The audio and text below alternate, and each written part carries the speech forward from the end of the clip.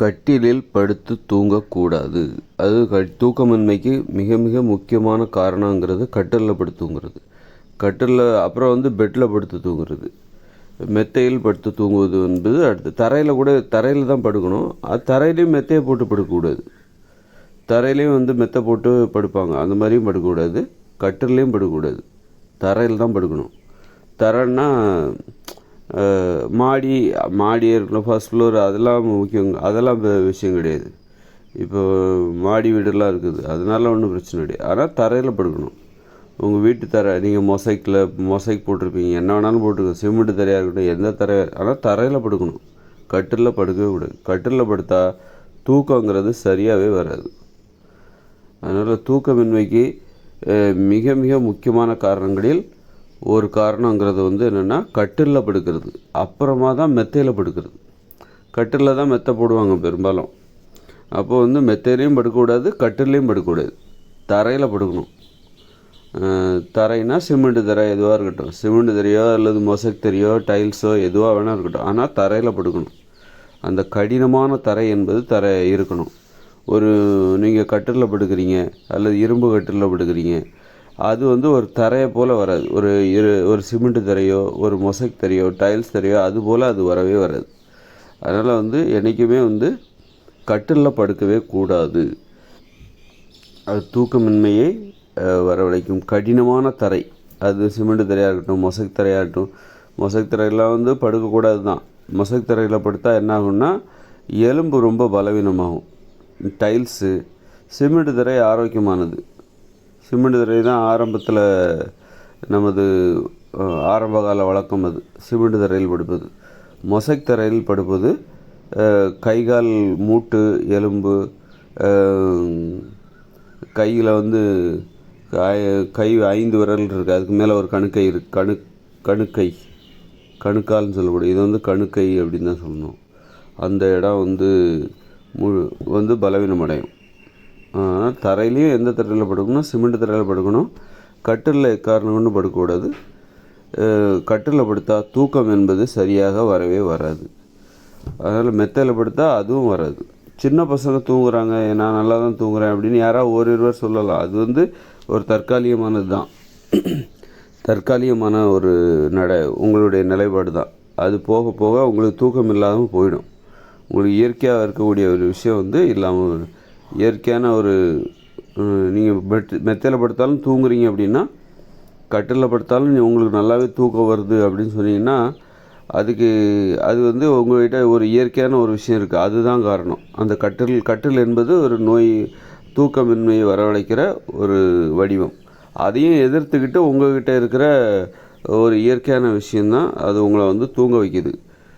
நாளடைவில் என்ன ஆகும் அப்படின்னா, அந்த கட்டில் ஜெயிச்சிடும். உங்கள்கிட்ட இருக்கிற இயற்கையான விஷயம் தோற்றுரும். தூக்கத்தை நல்லா தூங்குவதற்கான இயற்கையான காரணம், உங்களிடம் இருக்கிற இயற்கையான காரணம் என்பது நாளடைவில் தோற்று போயிடும்.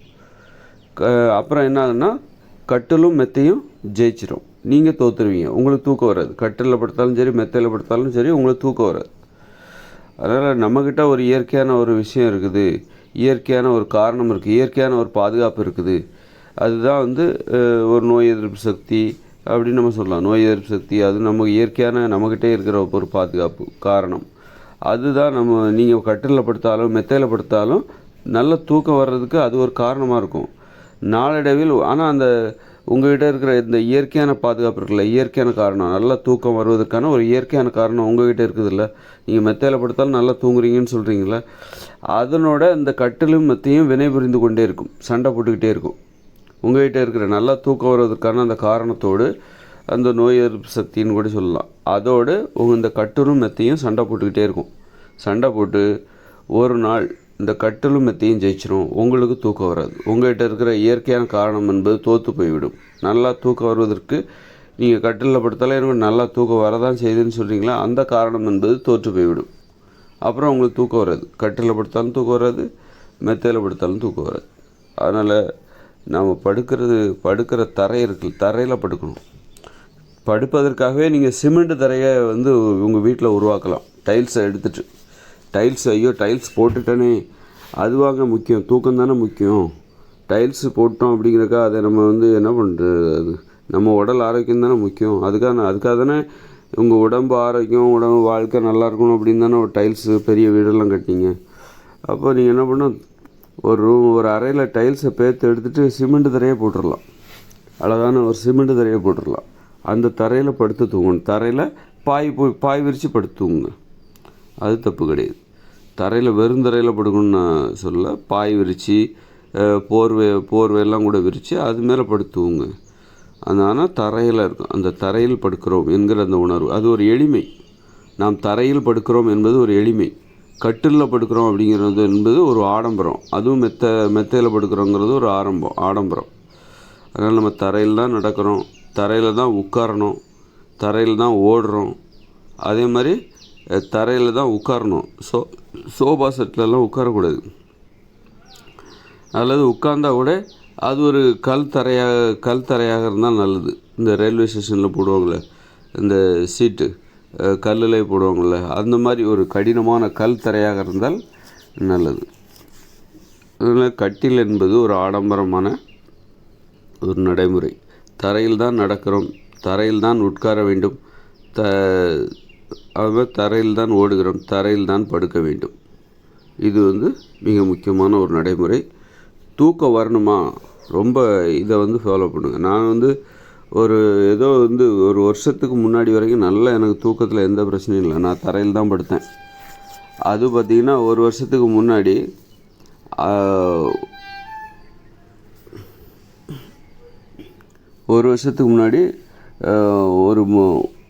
ஒரு வீட்டில் நான் வாடகைக்கு இருந்தப்போ அந்த வீடு மொசைக் தரை, ரொம்ப பார்க்குறதுக்கு நல்லாயிருக்கும். எனக்கு கை கால் மூட்டுலெல்லாம் அந்த கணுக்கை அதிலெல்லாம் பிரச்சனை வந்துடுச்சு. கை கால் மூட்டெல்லாம் வலிக்க ஆரம்பிச்சிருச்சு. அதுக்காகவே நான் அந்த வீட்டை 6 மாதத்தில் காலி பண்ணிவிட்டு சிமெண்ட் தரையாக இருக்கிற ஒரு வீட்டுக்கு நான் போனேன். அந்த வீட்டுக்கு போனோடனே எனக்கு அப்படியே அது சரியாயிடுச்சு. ரொம்ப அனுபவபூர்வமான ஒரு உண்மையாக அது எனக்கு தெரிந்தது. அப்போ நான் தரையில் தான் படுப்பேன். அப்போல்லாம் நல்லா எனக்கு தூக்கம் வந்தது. கட்டிலில் படுக்கிற வழக்கம் எனக்கு கிடையாது. எதேச்சியாக அந்த வழக்கத்தை மறந்து அதன் பிறகு இன்னொரு வீட்டுக்கு நான் வந்துட்டேன். அப்போ கட்டிலில் படுக்க ஆரம்பிச்சிட்டேன். ஒரு வருஷமாக இந்த கட்டிலில் படுக்கிறதுனால தான் எனக்கு தூக்கம் வரல. ஆனால் மெத்தையில் படுக்கலை, ஆனால் கட்டிலில் படுத்தேன். மெத்தையில் நான் என்றைக்கும் படுக்க மாட்டேன். கட்டிலில் படுத்துக்கிட்டு இருந்தேன். எனக்கு சரியாகவே தூக்கம் வரல. எதேச்சியாக நான் தரையில் நண்பர் ஒருத்தர் வீட்டுக்கு விருந்தினராக வந்தார். நீங்கள் கட்டிலில் படுங்க, நான் கீழே படுத்துக்கிறேன் அப்படின்னு சொல்லிட்டு அவரை கட்டிலில் படுக்க வச்சுட்டு நான் கீழே படுத்தேன்னா அற்புதமாக தூங்கினேன். அந்த தூக்கம் என்பது அந்த பழைய தூக்கம் எனக்கு திரும்பவும் வந்துடுச்சு. அப்புறம் திரும்ப 2வது நாள் அதே மாதிரி நான் தரையில் படுத்து தூங்கினேன். அது போன்ற தூக்கத்தை கடந்த ஒரு வருஷமாக நான் கட்டிலில் படுத்தப்போ எனக்கு அந்த தூக்கம் வரவே இல்லை. ஆக இப்படித்தான் நம்ம ஒரு உண்மையை கண்டுபிடிக்கிறோம். எதேச்சியாக நாம் ஏன் தூக்கம் வரல அப்படின்னு சொல்லிட்டு நம்ம ஆராய்ச்சி பண்ணி என்னென்னோ முயற்சி எடுக்கிறோம். முன்னாடி வந்த தூக்கம் இப்போ ஏன் வரல அப்படின்னு பார்க்கும்போது கடைசியில் நான் கட்டில் தான் மிகப்பெரிய ஒரு தூக்கத்தை கெடுக்கிற ஒன்றாக தெரிகிறது. கட்டில் பார்க்குறதுக்கு அழகாக இருக்கும், அதில் படுக்கிறத பார்க்குறதுக்கு அழகாக, ஆனால் படுத்தா தூக்கம் வராது. கட்டில் பழகுவதற்கு உங்களுக்கு நல்ல அனுபவத்தை கொடுக்கணும். பார்க்குறதுக்கு அழகாக இருந்தால் மட்டும் போதாது, பழகுவதற்கு அது உங்களுக்கு நல்ல அனுபவத்தை தர வேண்டும். அதனால் கட்டிலுக்கு ஒரு கும்பிடு, பெட்டுக்கு ஒரு கும்பிடு, மெத்தைக்கு ஒரு கும்பிடு. தரையில் படுங்க. தரையிலையும் பார்த்திங்கன்னா டைல்ஸில் படுக்காதீங்க. டைல்ஸ்லாம் படுத்திங்கன்னா ஓவர் குளிர்ச்சி அல்லது ஓவர் ஹீட்டு, இந்த ரெண்டையுமே வெளியில் உள்ள ரொம்ப சூட்டை ஈஸியாக அது உள்வாங்கும். வெளியில் உள்ள சூட்டை நல்லா உள்வாங்கும். அதுமாதிரி வெளியில் உள்ள குளிர்ச்சி, ஒரு குளிர்காலமாக இருந்தாலும் அந்த டைல்ஸ் ரொம்ப உள்வாங்கி ரொம்ப குளிர்ச்சி அடையும். அப்போ அதனால் ஓவர் குளிர்ச்சி, ஓவர் சூடு, இதனால இந்த டைல்ஸ் முடி கொட்டுவதற்கு வழிவகுக்கலாம். அது மாதிரி எலும்பு பிரச்சனை, மூட்டு பிரச்சனை, கால் சம்பந்தமான பிரச்சனை, ஓவர் குளிர்ச்சினால் அந்த கால் எலும்பு சம்பந்தமான பிரச்சனை கண்டிப்பாக வரதுக்கு வாய்ப்பு இருக்குது. அதனால் சிமெண்ட் தரையில் படுங்க. சிமெண்ட் தரை அற்புதமானது. அதனால் உங்கள் வீட்டில் டைல்ஸ் இருந்தால் அதை பேத்துட்டு நீங்கள் சிமெண்ட் தரையை போட்டு அதில் படுத்து பயிற்சி எடுத்து பாருங்கள்.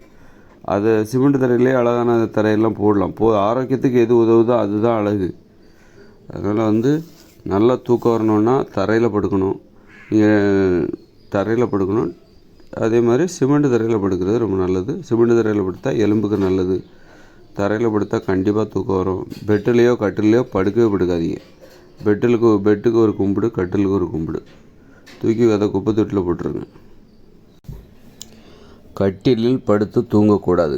அதுமாதிரி மெத்தையிலையும் படுத்து தூங்கக்கூடாது. தரையில் தான் படுக்கணும். அப்போ தான் நல்லா தூக்கம் வரும். கட்டிலில் படுத்தாலும் நல்லா தூக்கமே வராது. மெத்தையில் படுத்தா அது மெத்தை தான், பெரும்பாலும் கட்டிலில் தான் மெத்தை போடுவாங்க. அப்போ மெத்தையிலையும் படுக்கக்கூடாது. மெத்தையில் படுத்தாலும் நல்லா தூக்கம் வராது.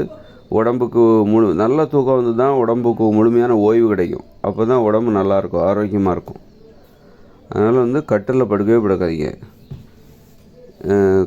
ஏன்னா தரையில் தான் படுக்கணும். நம்ம தரையில் தான் நடக்கிறோம், தரையில் தான் ஓடுறோம். ஓடுவதாலும் தரையில் தான் ஓடுறோம், தரையில் தான் வாழ்கிறோம். அதனால் தரையில் தான் படுக்கணும். படுப்பதாக இருந்தால் மட்டும் கட்டிலில் போய் படுத்துடக்கூடாது. நம்ம தரையில் தான் நடக்கிறோம், தரையில் தான் உட்காரணும். இந்த சோஃபா செட்லேயும் உட்காரக்கூடாது. கடினமான தரை, சோஃபா செட்டில் நாற்காலியில் உட்காரலாமா? நாற்காலிலையும் உட்காரக்கூடாது. ஆனால் என்ன, நாற்காலியில் நம்ம ரொம்ப நேரம் உட்கார்றது கிடையாது. ஆனால் உட்காந்து தான் வேலை பார்க்குறோம் ஆஃபீஸில். நாற்காலியில் உட்காந்து பிளாஸ்டிக் சேரில் உட்காடுறோம், நாற்காலியில் உட்காடுறோம். அதனால் அதெல்லாம் ஆரோக்கியமே கிடையாது. தரையில் உட்காரணும். சம்மணம் குட்டி தரையில் உட்காரணும். தரையில் உட்காந்து தான் அந்த காலத்தில் வந்து தான் வேலை பார்த்துருக்காங்க நிறைய பேர். இந்த ஆஃபீஸ் வேலையாக இருந்தால் கூட அந்த காலத்தில் கட்சிக்காரங்க பார்த்திங்கன்னா தரையில் தான் உட்காந்து வேலை பார்த்துருக்காங்க. தரையில் வந்து அது மாதிரி தரையில் உட்காரணும். சோஃபா செட்லலாம் நாற்காலிலலாம் உட்கார்றது வந்து உடம்புக்கு மிக மிக கேடு. காலை தொங்க போட்டே உட்காடுறாங்க.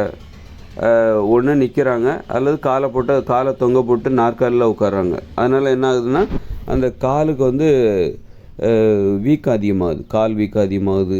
சிறுநீரகம் சம்மந்தமான பிரச்சனை வரும். காலில் வீக்காக இருந்தால் சிறுநீரகம் சம்மந்தமான பிரச்சனை வரும். அதே மாதிரி கட்டிலையும் படுக்கக்கூடாது. தரையில் படுக்கணும். தரையில் தான் நம்ம நடக்கிறோம். தரையில் தான் நம்ம ஓடுவதாக இருந்தால் தரையில் தான் ஓடுறோம், தரையில் தான் வாழ்கிறோம். அது மாதிரி தரையில் படுக்கணும், தரையில் உட்காரணும். தரையில் பாய் விரித்து படுக்கலாம், தப்பே கிடையாது. அதே மாதிரி டைல்ஸ் தரையில் வந்து டைல்ஸ் தரையில் படுக்கக்கூடாது. படுத்திங்கன்னா எலும்பு சம்மந்தமான பிரச்சனை வரும், முடி கொட்டும். டைல்ஸ் தரையில் படுக்கவே படுக்காதீங்க. தரையில் தான் படுக்கணும் அப்படிங்கும்போது சிமெண்ட் தரையில் படுக்கலாம். தரையில் தான் படுக்கணும் அப்படிங்கும்போது நம்ம சிமெண்ட் தரையில் படுக்கலாம், அது நல்லது. நம்ம ஆரம்ப கால வழக்கமே வந்து சிமெண்ட் தரை தான். அப்படி இருக்கும்போது நம்ம அந்த டைல்ஸ் தரையை வந்து தவிர்த்து விட வேண்டும். கட்டிலையும் தவிர்த்துடணும். டைல்ஸு, கட்டில், மெத்தை இதை வந்து தவிர்த்து விட வேண்டும். கண்டிப்பாக தூக்கம் வரவே செய்யுது. என்னுடைய அனுபவத்திலேருந்து நான் இதை பகிர்கிறேன். நான் எப்போவுமே வந்து மெத்தையில் படுக்கவே மாட்டேன். எனக்கு மெத்தையில் படுக்க பிடிக்காது, தூக்கமே வராது எனக்கு கண்டிப்பாக. அதனால் நான் என்ன பண்ணுவேன், எப்போவுமே இந்த தரையில் தான் படுப்பேன். தரையில் பாய் விரித்து படுக்கலாம். தரையில் பாய் விரித்து போர்வை விரித்து கூட அது மேலே நம்ம படுக்கலாம். ஆனால் காரணம் ஒன்று, தரையில் மெத்தையை போட்டு படுத்துடக்கூடாது. தரையில் தானே படுக்கணும் அப்படின்னு சொல்லிட்டு தரையில் மெத்தையை போட்டு படுத்துடக்கூடாது. அதுவும் மிக மிக தவறு. அதனால் கட்டிலில் படுக்கக்கூடாது, மெத்தையிலையும் படுக்கக்கூடாது. கட்டிலில் மெத்தை போட்டு படுக்கக்கூடாது, கட்டிலையும் படுக்கக்கூடாது. அதாவது தரையில் படுக்கும்போது தரையில் மெத்தையை போட்டு படுத்துடக்கூடாது. வெறும் பாயில் படுக்கணும். ஒரு போர்வை விரிச்சிட்டு அது மேலே நம்ம படுக்கணும். என்னுடைய அனுபவத்தில் என்னென்னா, நான் எப்போ வந்து தரையில் தான் படுப்பேன். ஆனால் வந்து கடந்த ஒரு வருஷத்துக்கு முன்னாடி ஒரு வருஷத்துக்கு முன்னாடி 1.5 வருஷத்துக்கு முன்னாடி நான் ஒரு வீட்டில் வாடகைக்கு இருந்தேன். அந்த வீடு ஃபுல்லாக டைல்ஸு, நல்ல மொசைக்கு. டைல்ஸுனால் மொசைக்கு ரொம்ப பளபளப்பாக இருக்கும், பார்க்குறதுக்கு அழகாக இருக்கும். அதில் வந்து நான் தரையில் படுத்திருந்தேன். அப்போ எனக்கு இந்த கை கால் மூட்டிலெல்லாம் பயங்கர வலி இருந்தது. என்னால் உடற்பயிற்சி, கடினமான பொருளை தூக்கி உடற்பயிற்சிலாம் செய்ய முடியாது, அந்த அளவுக்கு வலி இருந்தது. அது வந்து போகலை. அந்த வீட்டுக்கு போன உடனே தான் எனக்கு ஆரம்பிச்சிது. ஒரு 6 மாதம் இருந்தேன். அப்புறம் அதுக்காகவே அந்த வீட்டை காலி பண்ணிவிட்டு ஒரு சிமெண்ட் தரை உள்ள ஒரு வீட்டுக்கு நான் போயிட்டேன். போனால் உடனே எனக்கு வந்து ஒரு 2-3 நாள்லேயே அந்த பிரச்சனை சரியாயிடுச்சு. அந்த அளவுக்கு சிமெண்ட் தரை என்பது இந்த இயந்திர அறிவியல் உலகில் நம்ம உடலுக்கு ஏற்றது. சிமெண்ட் தரையில் படுத்து தூங்குவது. அதுமாதிரி டைல்ஸில் வந்து படுத்து தூங்காதீங்க. அது எலும்புகளை பலவீனப்படுத்தும், முடி கொட்டுவதற்கு வழிவகுக்கும். ஏன்னா வந்து இந்த டைல்ஸ்லாம் வந்து பார்த்திங்கன்னா குளிர்ச்சியை ரொம்ப உள்வாங்கும். அதுமாதிரி சூட்டையும் ரொம்ப உள்வாங்கும். ரொம்ப வெப்பமான கோடை காலங்களில் மே மாதம், ஏப்ரல் மாதம்லாம் வந்துருச்சுன்னா வெயில் அதிகமாக இருக்கும். வெளியில் உள்ள சூட்டை ரொம்ப உள்வாங்கும். அது மாதிரி பார்த்திங்கன்னா குளிர்காலம் வந்துச்சுன்னா, மழை காலம் வந்துச்சுன்னா அந்த குளிர்ச்சியை ரொம்ப உள்வாங்கும் அது, அந்த டைல்ஸ். அப்போ அதோடு நம்ம தரையில் படுக்கும்போது ஒரு பாய் விரித்து படுக்கிறோம், ஒரு போர்வை விரித்து கூட படுக்கிறோம்னா அந்த சூடும் சரி, ஒரு கோடை காலமாக இருந்தால் அந்த சூடும் சரி, அந்த டைல்ஸ் நல்லா சூட்டை உள்வாங்கும். அது மாதிரி குளிர்காலமாக இருந்தால் குளிர்ச்சியை உள்வாங்கும். அது நம்ம உடம்பை பாதிக்கும். கண்டிப்பாக அது உடம்பில் பல்வேறு பிரச்சனைகளை உண்டு பண்ண தான் செய்யும். அதனால் வந்து சிமெண்ட் தரையை உருவாக்கும். நீங்கள் டைல்ஸ் போட்டிருந்தீங்கன்னா அதை இடித்து பேர்த்துட்டு சிமெண்ட் தரை போடுங்க. சிமெண்ட் தரையில் படுத்து பாருங்கள், தரையில் படுத்து பாருங்கள். கட்டிலில் படுக்கவே படுக்காதீங்க. கட்டிலில் மெத்தையில் படுக்கவே படுக்காதீங்க. தூக்கம் வரவே வராது. தூக்கமின்மைக்கு ஒரு காரணம். அந்த வகையில் நான் வந்து அந்த டைல்ஸுங்கிறதுனாலே அந்த வாடகை வீட்டை காலி பண்ணிவிட்டு 6 மாதமாக இருந்தேன். 6 மாதத்தில் அந்த வீட்டை காலி பண்ணிவிட்டு சிமெண்ட் தரையில் உள்ள வீட்டுக்கு நான் போனேன். அங்கே போனோடனே எனக்கு வந்து இந்த கை கால் மூட்டு பிரச்சனைலாம் சரியாயிடுச்சு. அந்தளவுக்கு ஒரு அனுபவபூர்வமாக நான் ஒரு உண்மையை அதன் வாயிலாக நான் கண்டறிந்தேன். அது ஒரு உண்மை. அடுத்து வந்து அப்புறம் அந்த சிமெண்ட் தரை உள்ள வீட்டுக்கு அதில் வந்து ஒரு 6 மாதம் 1 வருஷமாக இருந்தேன். அப்புறமா அதை காலி பண்ணிட்டு இன்னொரு வீட்டுக்கு வாடகைக்கு போனேன். அங்கே போனதுலேருந்து 1 வருஷமாக நான் கட்டிலே படுத்தேன். ஆனால் மெத்தையில் படுக்கலை. எனக்கு தூக்கமே வரல. 1 வருஷமாக சரியான தூக்கமே வரல. ஏன் வரலன்னு எனக்கு ஒரே குழப்பம். 1 வருஷமாக நானும் நல்லா தூங்குவதற்கு பல விதமான முயற்சிகள் எடுத்தேன். அப்புறம் ஒரு நாள் வீட்டுக்கு ஒரு விருந்தினர் ஒருத்தர் வந்தார். அவரை நீங்கள் கட்டிலில் படுத்துங்க, நான் தரையில் படுத்துக்கிறேன் அப்படின்னு சொல்லிட்டு தரையில் படுத்தேன். அப்போ தான் பார்த்தீங்கன்னா அந்த பழைய தூக்கம் வந்துடுச்சு. அந்த தரையில் படுத்தப்போ எனக்கு வந்துட்டு இருந்த நல்ல தூக்கம் என்பது மீண்டும் வந்து விட்டது தரையில். அப்புறம் 2வது நாள் அதே மாதிரி தரையில் படுத்தேன். அற்புதமான தூக்கம்.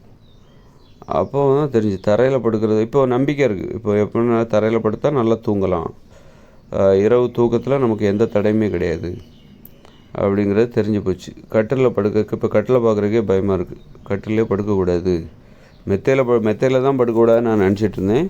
இப்போ கட்டிலையும் படுக்கக்கூடாதுங்கிற உண்மையை நான் கண்டுபிடிச்சிட்டேன்.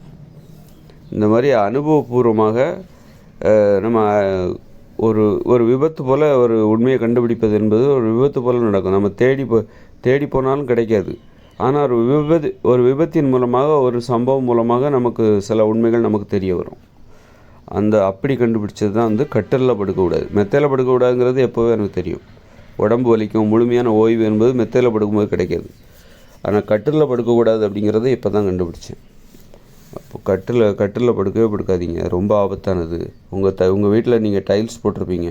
அந்த டைல்ஸை பேர்த்துட்டு சிமெண்ட் தரை போட்டு சிமெண்ட் தரையில் படுங்க. அதுதான் எலும்புகளுக்கு எந்த பாதிப்பையும் தராது. அதுமாதிரி முடி கொட்டாது. சிமெண்ட் தரையில் படுத்தால் முடி கொட்டாது. அதுமாதிரி தரையில் தான் படுக்கணும் அப்படின்னு சொல்லிட்டு நீங்கள் தரையில் வந்து படுக்கிறீங்க அப்படின்னா முடி கொட்டுறது. டைல்ஸ் தரையில் படுத்திங்கன்னா அப்புறம் முடி கொட்டும். அது மாதிரி கை கால் எலும்பெல்லாம் பலவீனமாகும். அது மாதிரி தரையில் பாய் விரித்து படுக்கலாம். பாய் விரித்து, போர்வை விரித்து அது மேலே நீங்கள் படுக்கலாம். அது மேலே கூட ஒரு போர்வை படுத்துட்டு நல்லா போற்றி தூங்கலாம். அதில் எந்த தப்புமே கிடையாது. அதனால் வந்து கட்டிலும் மெத்தையும் தூக்கமின்மையை கண்டிப்பாக வரவழைக்கும்.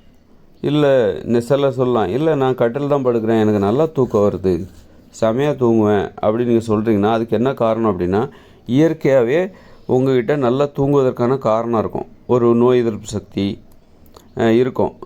அது நோயின்னா என்ன, இந்த கட்டிலும் மெத்தையும் தான் ஒரு நோய். அதை எதிர்க்கின்ற சக்தி உங்கள் உடம்புல இருக்கும். இயற்கையான ஒரு காரணம். அந்த காரணம் தான் உங்களை தூங்க வைக்குது. நாளடைவில் என்ன ஆகும் அப்படின்னா, அந்த இயற்கையான காரணம் என்பது தோற்றுவிடும். ஏன்னா அதற்கு எதிரான ஒரு செயலை எப்போவுமே இந்த கட்டிலும் மெத்தையும் செஞ்சுக்கிட்டே இருக்கும். இந்த கட்டிலும் மெத்தையும் எப்போவும் உங்கள் உடம்பில் இருக்கிற இயற்கையான காரணம், நல்லா தூங்குவதற்கு காரணமாக இருக்கிற அந்த இயற்கையான காரணத்திற்கு எதிராக இந்த கட்டிலும் மெத்தையும் என்றைக்கும் வினை புரிந்து கொண்டே இருக்கும், சண்டை போட்டுக்கிட்டே இருக்கும். ஒரு காலத்தில் என்ன ஆகும் அப்படின்னா, உங்களுக்குள்ளே இருக்கிற நல்ல தூக்கம் வருவதற்கான ஒரு இயற்கையான காரணம் என்பது ஒரு காலத்தில் தோற்று போய்விடும். அந்த கட்டிலும் மெத்தையும் ஜெயித்து விடும். இதுதான் நடக்கும். அதனால் இன்றைக்கி நீங்கள் தூங்குறீங்கன்னா அதுக்கு காரணம் வந்து உங்கள் உடம்புல இருக்கிற ஒரு இயற்கையான காரணம், இயற்கையான ஒரு பாதுகாப்பு. அதுதான் உங்களுக்கு நல்ல மெத்தையில் படுத்தாலும் கட்டில் படுத்தாலும் உங்களுக்கு தூங்குவதற்கு ஒரு காரணமாக இருக்கிறது, தூங்குவதற்கு உதவுகிறது. ஆனால் அந்த இயற்கையான காரணம், உங்களுக்கு நல்ல தூக்கம் வருதில்ல, அது உங்கள் உடம்புல இருக்கிற இயற்கையான காரணம். அந்த இயற்கையான காரணத்துக்கு எதிராக அந்த கட்டிலும் மெத்தையும் சண்டை போட்டுக்கிட்டே இருக்கும், உங்கள் தூக்கத்தை கெடுத்துக்கிட்டே இருக்கும். அதையும் தாண்டி உங்கள் உடம்புல இருக்கிற அந்த இயற்கையான காரணம், இயற்கையான பாதுகாப்பு, அதுதான் உங்கள் நல்ல தூக்கத்துக்கு காரணம். அந்த பாதுகாப்பு தினந்தோறும் உங்கள் உடம்பு இந்த கட்டிலும் மெத்தையோட சண்டை போட்டுகிட்டே இருக்கும். நீங்கள் தூங்கும்போது உங்களை தூங்க விடாமல் தொல்லை பண்ணிகிட்டு இருக்கும். கடைசியில் என்ன ஆகும்னா உங்களுக்கு தூக்கமின்மை வந்துவிடும். தூக்கம் வராது. கட்டில் படுத்தாலும் மெத்தையில் படுத்தாலும் தூக்கம் வராது. அந்த கட்டிலும் மெத்தையும் ஜெயிச்சிடும். உங்கள் தூக்கத்தை கெடுத்ததே அந்த கட்டில் மெத்தையும் தான். அதனால் சின்ன வயசில் தூங்கியிருப்பீங்க கட்டிலும் மெத்தையிலும் படுத்து. நாளடைவில் என்னாகும் அப்படின்னா அந்த கட்டிலும் மெத்தையும் உங்கள் உடம்பில் இருக்கிற இயற்கையான பாதுகாப்பு அது கூட சண்டை போட்டு உங்கள் உடம்பில் இருக்கிற இயற்கையான பாதுகாப்பு என்கிற அந்த தூக்கத்தை அது ஜெயித்து விடும். கடைசியில் உங்களுக்கு தூக்கம் வராமல் போயிடும். தூக்கமின்மை என்பது வராது. அதனால் கட்டில் மெத்தை இதை முற்றிலும் தவிர்த்து விடுங்கள். நோய்ங்கிறதே அதான். நோய்களுக்கு எதிராக நம்ம சின்ன வயசுலேருந்தே செயல்படுறோம். நோய்களுக்கு காரணமான உணவுகளாக நம்ம சின்ன வயசுலேருந்தே சாப்பிட்றோம். நமக்கு சின்ன வயசில் நமக்கு நோய் வர்றதில்லை.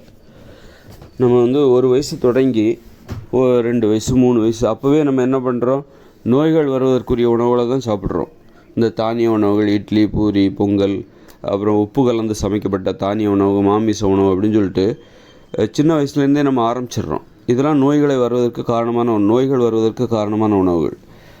அப்புறம் பார்த்திங்கன்னா அது என்ன ஆகுதுன்னா, நம்மக்கிட்ட ஒரு இயற்கையான சின்ன வயசில் ஒரு இயற்கையான ஒரு பாதுகாப்பு இருக்கும். நோய் எதிர்ப்பு ஆற்றல் இருக்கும் நம்ம உடம்புல. அது கூட நீங்கள் நாம் சாப்பிட்ற அந்த உணவு இருக்குல்ல, நோய்கள் வருவதற்கு காரணமாக இருக்கிற உணவுகள், உப்பு போட்டு சமைச்ச தானிய உணவுகள், மாமிச உணவுகள், இது நம்ம உடம்புல இருக்கிற இயற்கையான நோய் எதிர்ப்பு ஆற்றலோட சின்ன வயசுலேருந்தே சண்டை போட்டு நீங்கள் ஒரு 30-40 வருஷமாக என்ன ஆகுது, 40 வயசு வரைக்கும் இந்த இட்லி, பூரி, பொங்கல், தோசை அப்படின்னு சாப்பிட்டுட்டே இருக்கீங்க. இடையிடையே அப்பப்போ காய்ச்சல், சளி பிடிக்குது, டாக்டர்கிட்ட போயிட்டு மருந்து மாத்திரை சாப்பிட்டு வரீங்க. ஒரு 40 வருஷம் கழித்து என்ன ஆகும் அப்படின்னா, நம்ம சின்ன வயசுலேருந்தே சாப்பிட்டு வரோம் பார்த்தீங்களா, இந்த இட்லி, பூரி, பொங்கல், தோசை, ஐஸ்கிரீம் அப்படின்னு சொல்லிட்டு நோய்கள் வரதுக்கு காரணமான உணவுகள், அது சின்ன வயசில் நம்ம உடம்புல இருக்கிற இயற்கையான பாதுகாப்பு, அந்த நோய் எதிர்ப்பு ஆற்றல், அதோட சண்டை போட்டு நம்ம உடம்புல இருக்கிற இயற்கையான நோய் எதிர்ப்பு ஆற்றலை வீழ்த்தி விட்டு ஒரு 40 வயசில் நோய் வருவதற்கு காரணமாக வந்துவிடுது. ஒரு 40 வயசில் சுகர் வந்துடுச்சு, வீசிங், ஆஸ்மான்னு சொல்கிறாங்க, கேன்சர் வந்துருச்சு. காரணம் என்னென்னா அதற்கான செயலை நம்ம சின்ன வயசுலேருந்தே ஆரம்பிச்சிருக்கோம். 40 வருஷமாக சண்டை போட்டால் தான் நம்ம உடம்புல ஒரு நோய் வரும். 40 வருஷமாக நம்ம உடம்புல இருக்கிற நோய் எதிர்ப்பு ஆற்றலோடு சண்டை போட்டால் தான் நம்ம உடம்புல இருக்கிற நோய் எதிர்ப்பு ஆற்றலை வீழ்த்தி விட்டு நம்ம உடம்புல ஒரு நோய் வருவதற்கு 40 வருடமாவது தேவைப்படுகிறது. அப்போ சின்ன வயசுலேருந்தே நம்ம உடம்புல இருக்கிற இயற்கையான ஆற்றலோடு சண்டை போட்டு நம்ம அந்த மாதிரி உணவை தான் சாப்பிட்றோம். இயற்கையான ஆற்றலோடு சண்டை போடக்கூடிய ஒரு உணவை தான் சாப்பிட்றோம். இந்த இட்லி, பூரி, பொங்கல், தோசை இதெல்லாம் நம்ம உடம்புல இருக்கிற இயற்கையான நோய் எதிர்ப்பு ஆற்றலை வீழ்த்துகிற ஒரு உணவுகள். அது வீழ்த்துறது ஒரே நாளில் வீழ்த்த முடியாது, ஒரு வருஷத்தில் வீழ்த்த முடியாது. சின்ன வயசுலேருந்து அந்த சண்டை நடந்துக்கிட்டே இருக்குது. சின்ன வயசுலேருந்து நம்ம இந்த இட்லி, பூரி, பொங்கல், தோசை தான் 40 வருஷமாக நம்ம சாப்பிட்றோம். ஒவ்வொரு நாட்டில் வேறு உணவு இருக்கலாம், ஆனால் எல்லாம் கேட்டகரி ஒன்று தான். இந்த தானிய உணவு, உப்பு போட்டு சமைச்சு சாப்பிடுவது. இப்போ ஜப்பான்காரன் நூடுல்ஸ் சாப்பிடுவாங்க, சீனாக்காரங்க நூடுல்ஸை சாப்பிட்டுட்ருப்பாங்க. எல்லாமே நோய்களை சின்ன வயசுலேருந்து அதான் சாப்பிட்டுட்ருப்பாங்க. எல்லாமே நோய்களை வர வைக்கக்கூடிய உணவு. ஆனால் உடனே வந்துடுற நோய். நம்ம உடம்புல இருக்கிற இயற்கையான ஆற்றல் வலிமையானது, நோய் எதிர்ப்பு ஆற்றல். அது கூட சண்டை போட்டு 40 வருஷமாக சண்டை போடுது. 40 வருஷமாக நம்ம உடம்புல உப்பு கலந்து சமைக்கப்பட்ட உணவுகள் உடம்புக்குள்ளே போயிட்டே இருக்குது. அது 40 வருஷமாக சண்டை போட்டு 40 வருஷம் கழித்து தான் என்ன ஆகுது, நம்ம உடம்புல அது நோயாக மாறுகிறது. நம்ம உடம்புல இருக்கிற இயற்கையான நோய் எதிர்ப்பு ஆற்றல் என்பது முற்றிலும் வீழ்த்தப்பட்டு தோற்கடிக்கப்பட்டு அந்த நோய் என்பது ஜெயித்து விடுகிறது. அப்போ தான் உங்கள்கிட்ட சுகர் வந்துருச்சுன்னா நோய் ஜெயிச்சிருச்சுன்னு அர்த்தம். அப்போ அதற்கான சண்டைங்கிறது நமது உடலில் இயற்கையாக இருக்கிற நோய் எதிர்ப்பு ஆற்றலுக்கும் அந்த ஒரு நோய்க்கும் சண்டைங்கிறது 40 வருஷமாக நடந்திருக்கு. 40 வருஷ சண்டை முடிவில் நோய் என்பது ஜெயித்து விடுகிறது. இயற்கையான நோய் எதிர்ப்பாற்றல் என்பது தனது வலிமையை இழந்து விடுகிறது. அப்போ என்ன ஆகுதுன்னா, அதுக்கப்புறம் தான் உங்களுக்கு சுகர் வந்துருச்சு, ஆஸ்மா வந்துருச்சு அப்படின்னு உடனே அது கூட சண்டை போடுறதுக்கு நம்ம என்ன பண்ணுறோம், செயற்கையாக மருந்துகளை சாப்பிட வேண்டியிருக்கு. நம்ம உடம்புல ஒரு 40 வயசுக்கு அப்புறம் வர்ற அந்த நோயோடு இனிமேல் சண்டை போடுவதற்கு நம்ம உடம்புல நோய் எதிர்ப்பாற்றல் இல்லாமல் போயிடுது.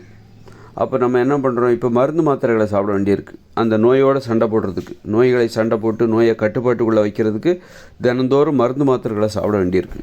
சாப்பிட்டு தான் அதை கட்டுப்படுத்த வேண்டியிருக்கு. அது மாதிரி நீங்கள் நல்லா இருக்கீங்க, நான் மெத்தையில் படுத்தாலும் எனக்கு தூக்கம் வருது, கட்டிலில் படுத்தாலும் எனக்கு தூக்கம் வருதுன்னா அதுக்கு காரணம் உங்கள் உடம்பில் இருக்கிற இயற்கையான நோய் எதிர்ப்பு ஆற்றல். அதுதான் காரணமே தவிர, நீங்கள் கட்டிலில் படுத்தா பெட்டில் படுத்தாக்கா அந்த இயற்கையான நோய் எதிர்ப்பாற்றலோடு அது தினம் சண்டை போட்டுக்கிட்டே இருக்கும். அதை வீழ்த்துவதற்கு முயற்சி செஞ்சுக்கிட்டே இருக்கும். ஒரு கட்டத்தில் உங்களுக்கு தூக்கம் இல்லாமல் போய்விடும். ஏன்னா இயற்கையான நோய் எதிர்ப்பாற்றலோடு உங்கள் ஆற்றல் என்பது அந்த கட்டில் மெத்தையோட சண்டை போட்டு ஒரு காலத்தில் வந்து இயற்கையான நோய் எதிர்ப்பாற்றல் உங்கள் உடம்புல இருக்கிற இயற்கையான நோய் எதிர்ப்பாற்றல் என்பது தோற்றுவிடும். தோற்ற பிறகு அந்த தூக்கமின்மை என்பது வெற்றி பெற்றுவிடும். இந்த கட்டிலும் மெத்தையும் ஜெயிச்சிரும். கட்டிலும் மெத்தையிலையும் அதுக்கப்புறம் படுத்தாக்கா உங்களுக்கு தூக்கம் வராது. அதனால் வந்து நம்மை வீழ்த்தக்கூடியது தான் இந்த கட்டிலும் மெத்தையும். அதில் படுக்காதீங்க. அதனால் எனக்கு வந்து நான் வந்து கடந்த ஒரு 1.5 வருஷமாக அதாவது கடந்த 1 வருஷத்துக்கு முன்னாடி வரைக்கும் நல்லா தூங்கிட்டு இருந்தேன். கடந்த 1 வருஷமாக வந்து நான் ஒரு புதிய வீட்டுக்கு போனேன். வாடகை வீட்டில் தான் நான் ரொம்ப காலமாக இருந்துகிட்ருக்கேன். புதிய வீட்டுக்கு போனேன். புதிய வீட்டுக்கு வாடகைக்கு போனப்பறம் அங்கே வந்து கட்டிலில் படுக்கிற ஒரு சந்தர்ப்பம் ஏற்பட்டுது. அங்கே என் ரூம் ஒரு சின்ன ரூம் தான். அதில் ஒரு பெரிய கட்டில் ஒன்று இருந்தது. அதில் படுத்து தூங்கிட்டு இருந்தேன். தூக்கம் வரவே இல்லை. ஆனால் நான் பெட்டில் படுக்கக்கூடாதுங்கிறது எனக்கு தெளிவாகவே தெரியும். நான் சரி கட்டில் அது ஒரு மரக்கட்டில், சரி அதில் படுக்கலாம், ஒன்றும் தப்பு இல்லை, பாய் விரிச்சு படுத்துட்டு இருந்தேன். 1 வருஷமாக எனக்கு தூக்கமே வரல. சரியாக தூக்கமே வரல. என்ன காரணமாக இருக்கும்? அப்புறமா தான் ஒரு நண்பர் வந்தார். நீங்கள் கட்டிலில் படுத்துங்க, நான் வெளியில் படுத்துக்கிறேன். அப்படி தரையில் படுத்தப்போ தான் அந்த பழைய தூக்கம் என்பது வந்துவிட்டது. சந்தேகத்திற்கிடாமல் இந்த பழைய தூக்கங்கிறது வந்துருச்சு.